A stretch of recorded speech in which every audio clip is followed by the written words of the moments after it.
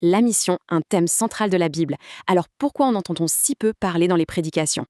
Le constat est frappant. Le sujet de la mission semble souvent complètement évité depuis la chair. En fait, ce n'est pas juste un oubli. Il y aurait 3 raisons profondes à ce silence. La première raison, c'est un style de prédication très courant, l'étude verset par verset. En se concentrant sur chaque arbre, chaque détail, on risque de ne plus voir la forêt. Et cette forêt, c'est justement la grande histoire de la mission dans la Bible. Deuxième raison, la prédication thématique. Un style très populaire, surtout dans les grandes églises. On choisit un thème pratique pour des séries de messages, souvent pour répondre à nos soucis quotidiens.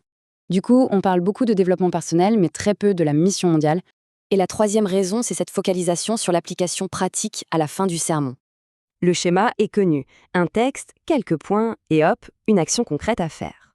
Sauf que la mission, ça ne colle pas bien. L'application est soit trop vague, soit trop extrême. Alors, comment faire? Y a-t-il une autre façon de prêcher pour que ça change? Oui, la prédication missionnaire. L'idée, c'est de présenter la Bible comme une seule grande histoire. Une approche qui montre comment tout le récit biblique converge vers un but unique et global. La question change. Ce n'est plus comment m'améliorer, mais quel est mon rôle dans cette histoire? Et ça peut vraiment tout changer. L'auteur raconte d'ailleurs une histoire personnelle assez incroyable.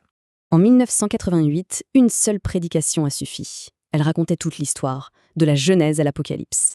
Ce soir-là, en voyant la grande image, leur vie a trouvé un tout autre sens. Et si la vraie question n'était pas comment améliorer sa vie, mais de quelle grande histoire fait-elle partie?